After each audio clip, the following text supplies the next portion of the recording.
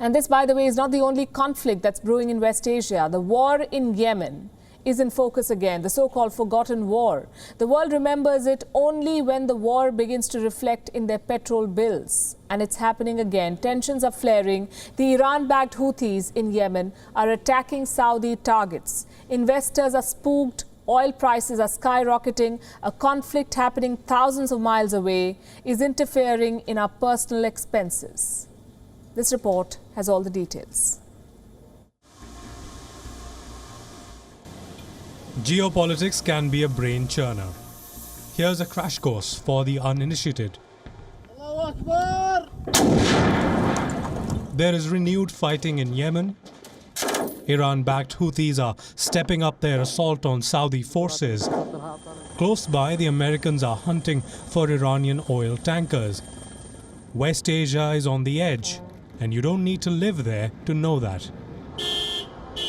A trip to your local gas station should be enough. Oil prices are soaring. On Monday, they reached a 13-month high.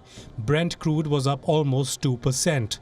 At one point, it was trading at $63.76 per barrel. The last time we saw these rates was in January 2020. The US and Iran were almost at war after Qasem Soleimani's assassination. Two theatres of conflict have reignited. First in Yemen, where the Houthis have launched a fresh offensive. Their target is the government's last stronghold, Marib.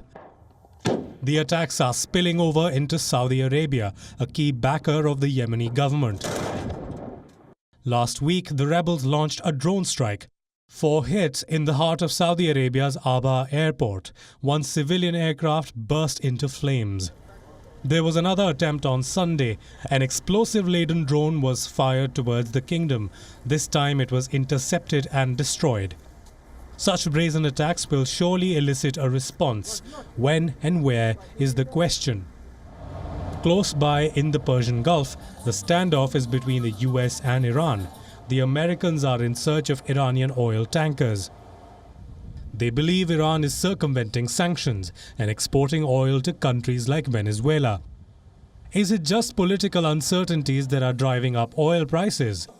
No, some of it is choreographed. The OPEC members and Russia are holding back on production, a time-tested policy to drive up prices. In America, the COVID stimulus bill is on track for approval.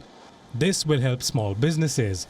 Oil markets love a good recovery, especially when it involves the world's biggest consumer. Chances are neither you nor your country is party to these conflicts, but you feel the pinch. Every time you fill up the tank, crude rallies inevitably drive up fuel prices. In India's Bhopal, extra premium petrol crossed the 100 rupee mark. Some gas stations had to shut down because their analog meters could only display 2 digits. Petrol and diesel are selling at record rates. In New Delhi, a litre of petrol is now worth 89 rupees. Diesel is going at 79.35. Fuel prices have risen for a 7th straight day. The government isn't planning to cut taxes, which means the only relief will come when global oil prices correct. Peace in West Asia can guarantee steady oil prices, but as historians will tell you, that is asking for too much. Bureau Report, WION World is One.